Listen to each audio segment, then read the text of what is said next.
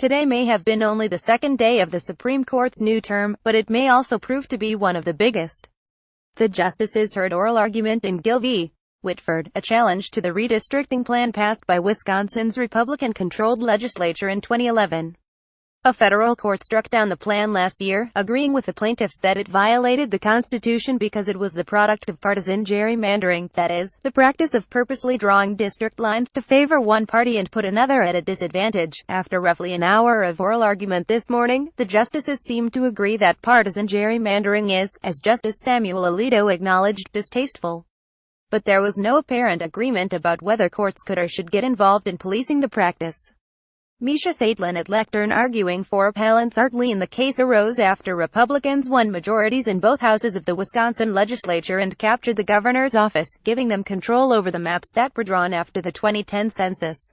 The case acknowledged that the plaintiffs could not point to a specific Supreme Court case in their favor, but he asked Wisconsin Solicitor General Misha Saitlin whether the plaintiffs might have standing if their claims were grounded in the First Amendment, rather than a right to equal protection of the laws.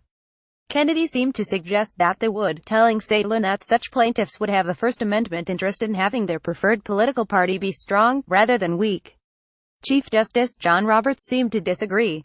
He told attorney Paul Smith, who argued on behalf of the plaintiffs challenging the map, that allowing plaintiffs in a partisan gerrymandering case to challenge an entire map seemed inconsistent with the court's rule that plaintiffs in racial gerrymandering cases can only challenge their own districts, not the whole map.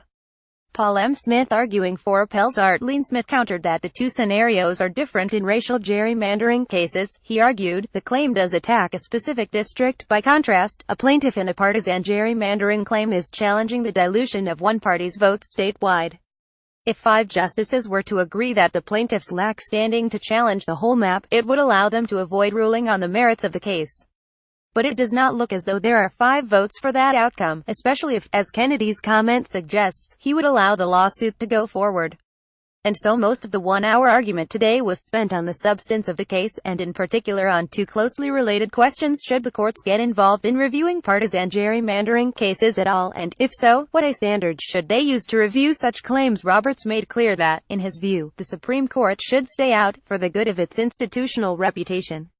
He told Smith that if the plaintiffs win, the courts would be flooded with partisan gerrymandering claims, which would all wind up at the Supreme Court because, unlike in most cases, in which the court can choose which cases to review, the court is generally required to review redistricting challenges. For example, if the Supreme Court rules for the Democrats in a case, Roberts continued, most people will not understand that the decision rests on a complicated calculus. Instead, Roberts posited, the average person will say, that's a bunch of baloney, and chalk the ruling up to a preference for the Democrats. And that, Roberts stressed, will cause very serious harm to the status and perceived integrity of the Supreme Court. Smith pushed back, predicting that any potential harm to the Supreme Court's reputation would pale in comparison with the harm to democracy if the state prevails. Partisan gerrymandering is already bad, he cautioned, but we are on the cusp of a more serious problem because officials drawing redistricting maps now have access to vast amounts of data, and because the electorate is now so polarized that voting has become more predictable than ever. If you uphold the Wisconsin map, he told Roberts ominously, the court will be confronted with a festival of copycat gerrymandering, and people will lose faith in democracy altogether. Roberts was unconvinced, telling Smith that his rule would take democracy away from the legislatures based on social science gobbledygook. The court's newest justice, Neil Gorsuch, was relatively quiet, but he appeared to show his cards when he asked Smith to name the source of the Supreme Court's authority to revise state redistricting maps. The court should be cautious, Gorsuch emphasized, about stepping in here. The plaintiffs seemed to find a more receptive audience in Justice Ruth Bader Ginsburg, who told Aaron Murphy, arguing on behalf of the Wisconsin legislature, that the precious right to vote is at the heart of this case. If legislators can stack a legislature, so that the result of the election is preordained, she queried, where is the incentive for voters to actually go to the polls? Society should be concerned, Ginsburg concluded. Aaron E. Murphy arguing for Wisconsin State Senate Art Lean. Justice Sonia Sotomayor voiced similar concerns. She asked Murphy whether it was okay for one party to stack the decks, so that for 10 years, it could garner a minority of the vote but still win a majority of the seats in the legislature. But although the justices spent some time at the 50,000 feet level, contemplating the broader implications of their ruling, much of their time was spent in the weeds, on what Justice Stephen Breyer described as another hard issue in the case. If courts are going to get involved with partisan gerrymandering cases, what are manageable standards that they can apply to evaluate the claims? Breyer offered Saitlin a 5-part test that looked at, among other things, whether one party controls the legislature and the redistricting process, whether the redistricting maps create partisan asymmetry, that is, they do not treat the different political parties equally, and whether that asymmetry is persistent and extreme.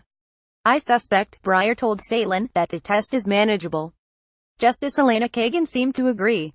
She observed that, if the technology now available to legislators is so good that legislators can draw the maps easily, the same techniques can be used on the back end to evaluate what the legislature was considering when it was drawing the maps.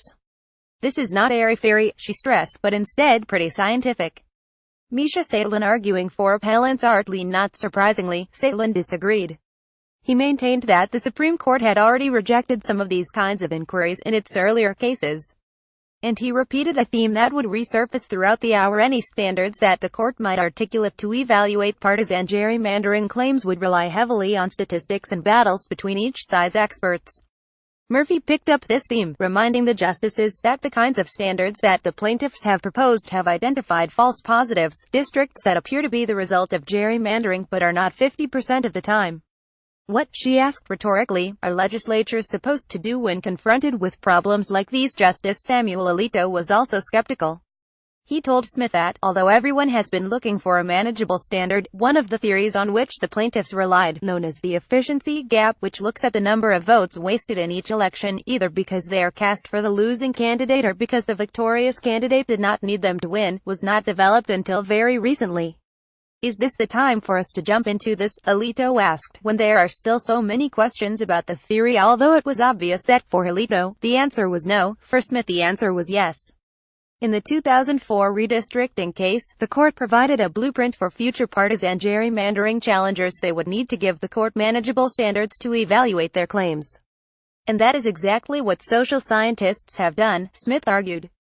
In this case, the district court used 3 different social science standards and concluded that the 2010 Wisconsin map was, for purposes of partisan gerrymandering, one of the worst maps ever. Kagan seemed to be on board with Breyer's standard, but looked for reassurance that the courts would not be inundated with challenges to other redistricting maps in the future. Smith suggested a variety of measures that seemed to placate Kagan, but not Roberts, who complained that the kind of statistics-based predictions that Smith's measures would call for had been a very hazardous exercise for the court in the past. Alito also complained about the dozens of uncertainties in the process that Smith was proposing. Perhaps notably, Kennedy did not ask Smith any questions at all during Smith's 30 minutes at the lectern, which, although there is no way to know, would seem to bode well for the challengers. Smith seemed to direct his closing remarks straight at Kennedy, as he told the justices that if they do not act now, it could be too late. "We'll know by the end of June whether and how the court will act." This post was originally published at Howe on the Court. Recommended citation: Amy Howe, Argument Analysis, Cautious Optimism for Challengers in Wisconsin Redistricting Case, Scottus Blog, October 3, 2017, 2:13 p.m. http www.scottusblog.com 2017 10 Argument Analysis, Cautious Optimism, Challengers Wisconsin Redistricting Case.